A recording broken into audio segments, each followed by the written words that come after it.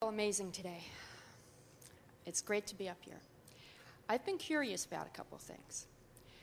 Can you talk to us about angels and spirit guides?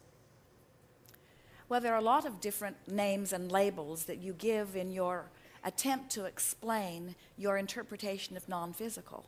What specifically are you wanting from us?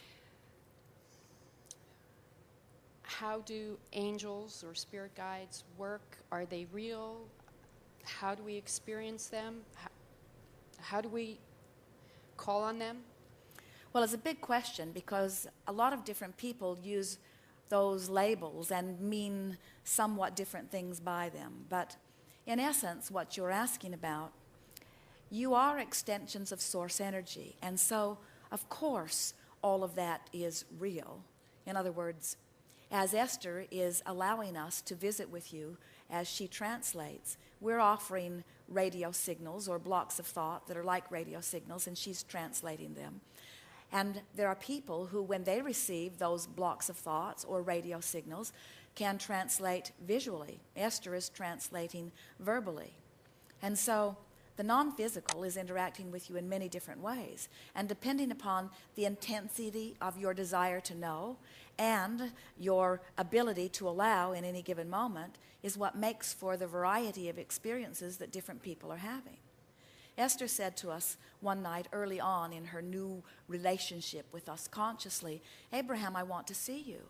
And we said, "We don't think you really do," because we had seen her lying in her bed with her eyes closed, afraid that she might see us. She was beginning to develop a very nice relationship with us, and she didn't want anything weird to happen that would upset her in any way. And so she said, "No, really, Abraham, I do want to see you." And we said, "Then open your eyes." It was a very dark bedroom out under a Texas sky.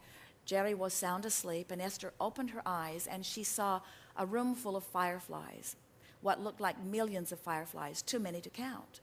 And then all of the fireflies gathered together in one corner, emitting a light that was so bright that Esther could not look into it.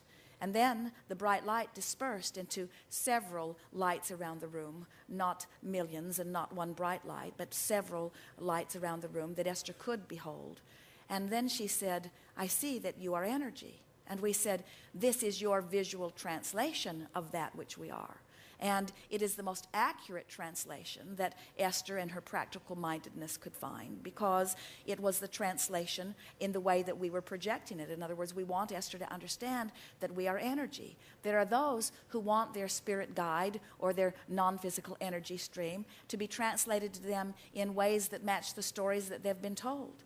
One day, early also in Jerry and Esther's experience, they did a radio broadcast in Dallas, Texas.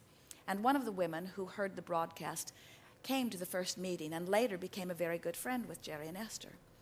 And she later told them that at that first meeting, or on that way to that meeting, she had said, "All right, Abraham, whoever you are you good or evil?" Which sort of gives you an idea of where she was at that time. She did not yet know what we had to say, and she was not sure how it all broke down into physical terminology. And so, as the meeting unfolded, Esther remembers Abraham sitting in a chair and opening her eyes and then pausing in silence for what felt to Esther like a very long time. And then the meeting got underway and the questions and answers began. And a few weeks later, once Jerry and Esther became very good friends with this dear woman, she told them about her story, about how she had quizzed us on her way to the meeting, and that when Esther, Abraham, opened their eyes, that the room filled with wings of angels. And so we were offering a block of thought to this woman who was asking this intense question, a woman who was able to interpret visually on many occasions, and her interpretation gave her the answer that she was looking for, you see. And so we want to say to you in a soft way that it is in the eye of the beholder, in the sense that everyone has the ability to interact with non-physical, but you cannot interact apart from the beliefs you already hold. Right. So sometimes in the beginning, what you will receive in terms of what you see or even what you hear will match the belief system that you hold. And in time, as you get more in sync with who you are, and you're able to relax and release some of the folklore that you've picked up along your physical trail, then you can begin to have more of your own authentic experience. But we want to say to you, one who sees light in a room or fireflies in a room is not more accurate than one who sees a room filled with angels' wings or angels. In other words, you get to interpret this in whatever way that you want to. It is offered to you purely, but you are the interpreter of it, and so you make it what it is. And so over time, it is extraordinary the amount of stories that physical man tells about his interaction with non-physical. We would call all of it real. We would call all of it valid.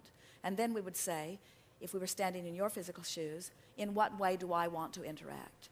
Esther was not coming from a religious basis, and she did not want any distortion whatsoever.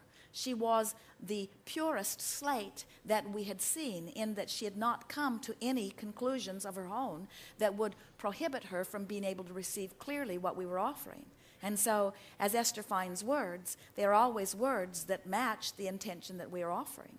And then over time, as we offer words, and Esther depicts our meaning with words, and we are able to feel your response to her words, and then we are able to feel your vibration in response to her words. Over time, we have literally created a language that depicts purely the intent of Abraham.